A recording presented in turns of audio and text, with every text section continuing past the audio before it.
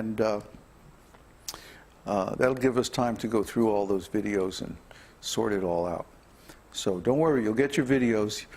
Check out the gallery, our Transcendental Gallery on our site for many nice still photos, mainly taken by Kanai Prabhu. And, you know, if you missed the stream on Janmashtami itself or on the weekend, I mean, what can I say?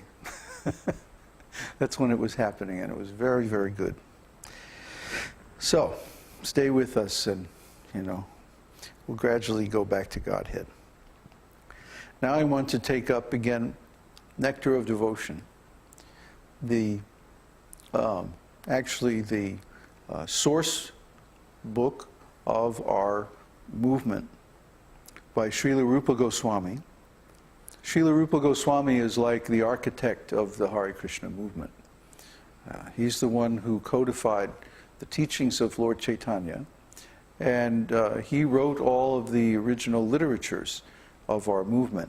And so, because he was the direct disciple of Lord Chaitanya, he had special mercy and was able to write all this material that is there in the scriptures, actually, but it's hidden, it's buried.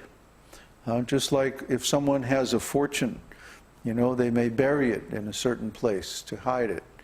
And so this storehouse of this love of God that appeared with Krishna and which is recorded in Śrīmad-Bhāgavatam, it's there in the Śrīmad-Bhāgavatam, but it's been covered over, it's been buried in such a way that only the most astute analysis can uncover it, and only the most learned devotees can understand it.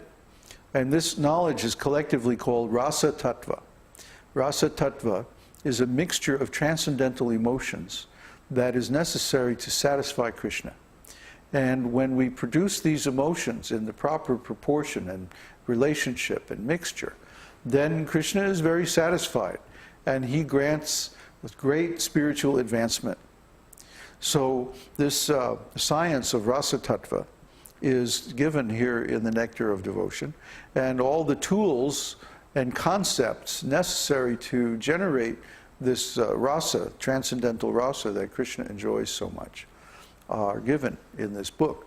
It's a very unique book. It's the only book I know of that actually analyzes rasa using authorized scriptural examples, and shows actually how the great devotees satisfy the Lord with their devotional service. So to understand this science, a great deal of preliminary background knowledge is necessary. And so gradually we have been going over this background knowledge in the first wave especially, chapters 1 through 19. And now in the second wave, beginning with chapter 20, we're going over the causes of devotional ecstasy. And the causes are there are two kinds of causes, Krishna himself and Krishna's devotees. So at this point we're examining Krishna himself and the qualities that he has that make him so attractive to the devotees and stimulate their ecstatic love of him. So, which brings so much pleasure to the seeking soul. So this is chapter 23. We've just gone over chapters 21 and 22, Krishna's qualities, his 64 extraordinary qualities.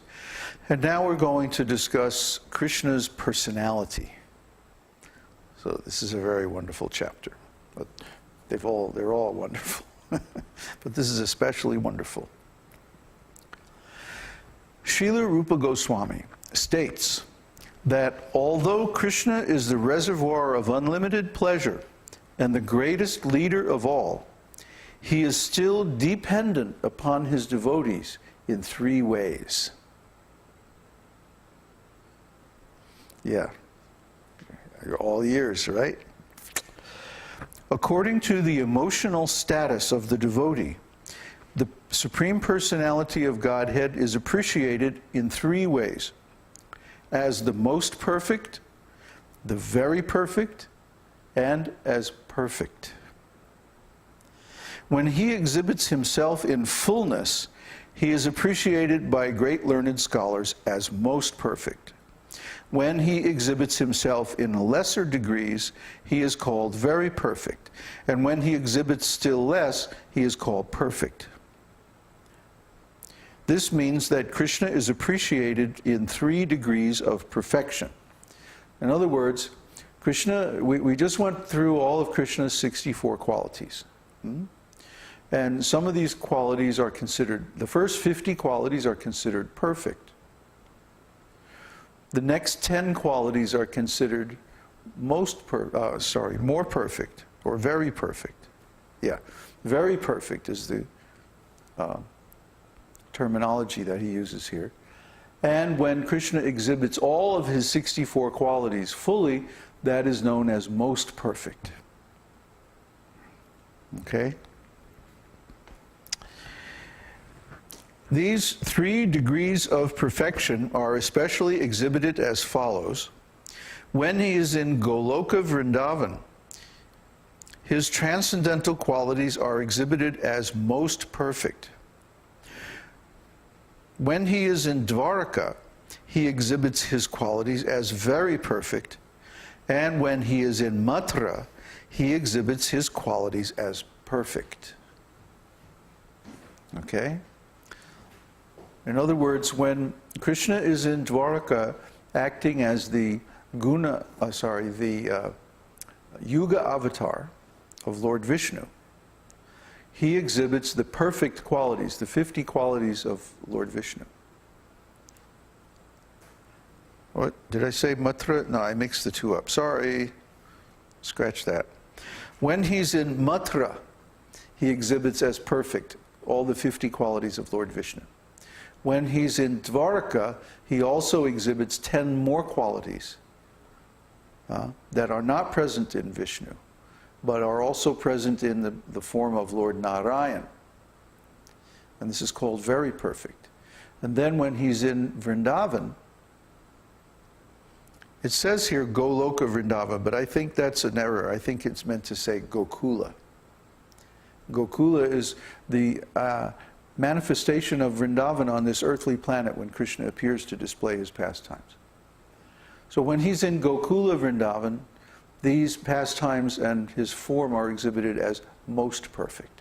All 64 qualities. Is that clear? I got a little confused there. Did everybody follow that explanation?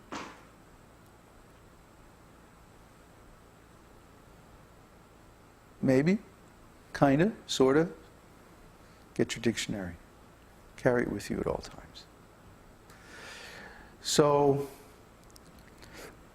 Krishna's personality is analyzed as Dhirodhata, Dhira Lalita, Dhira Prashanta, and Dhirodatta.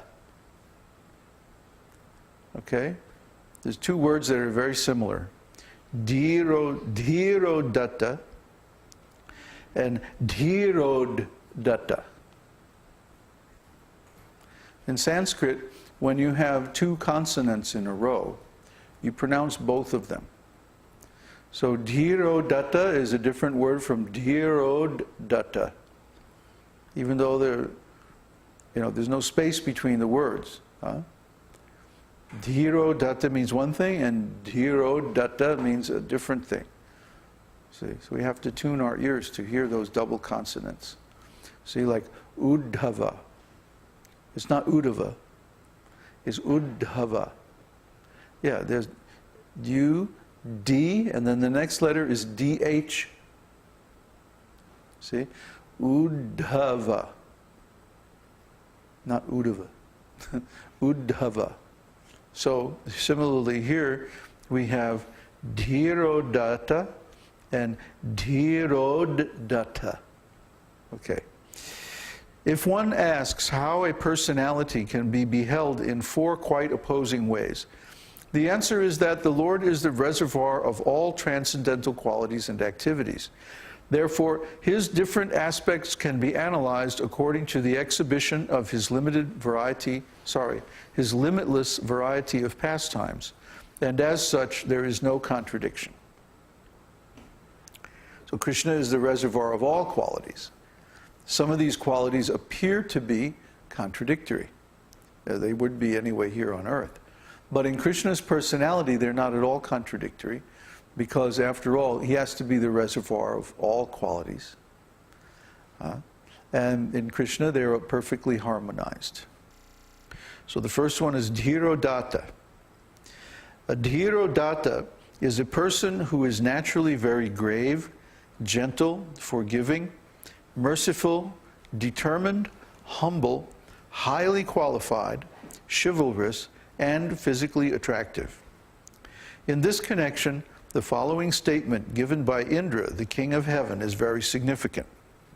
My dear Lord, I admit that I have committed great offenses unto you, but I cannot express my feelings of regret. Being bewildered